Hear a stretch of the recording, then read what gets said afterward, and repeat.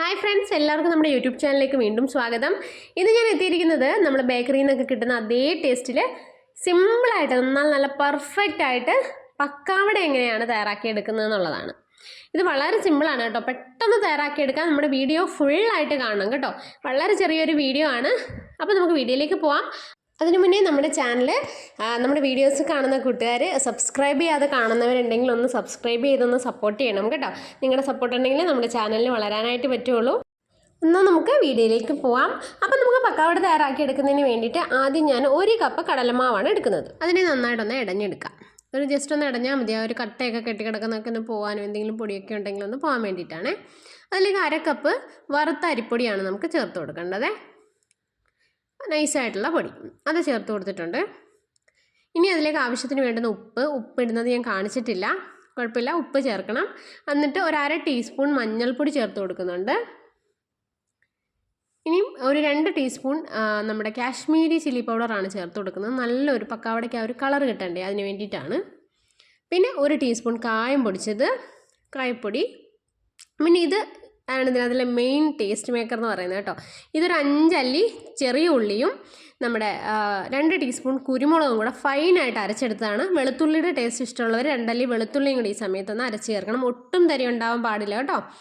അങ്ങനെ വേണം അരച്ചെടുക്കാനായിട്ട്. ഇനി ആവശ്യത്തിന് വെള്ളം കൂടി ചേർത്തിട്ട് നമുക്കിതിനെ ഒന്ന് കുഴച്ചെടുക്കാം. ആദ്യം ജസ്റ്റ് ഒന്ന് മിക്സ് ചെയ്ത് കൊടുക്കാം.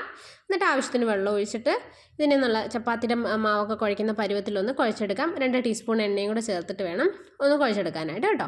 ഇനി നമ്മൾ നമ്മുടെ സേവനാഴി എടുത്തു. ഇതാണ് പക്കാവടയുടെ അച്ച്. ഇതിട്ട് കൊടുത്തിട്ട് നമുക്ക് അതിലേക്ക് നമ്മുടെ മാവിട്ട് കൊടുക്കാം.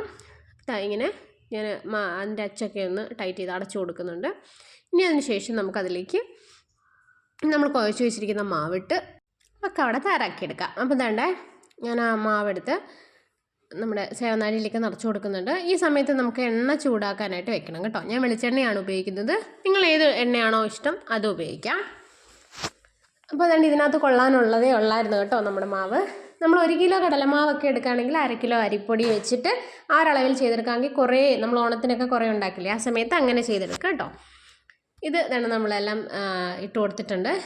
ഇനി നമുക്ക് നമ്മൾ എണ്ണ ചൂടാക്കാനായിട്ട് വെച്ചു. നന്നായിട്ട് ചൂടായി വന്നപ്പോൾ നമ്മളതിലേക്ക് ഇട്ട് കൊടുക്കുകയാണ് കേട്ടോ.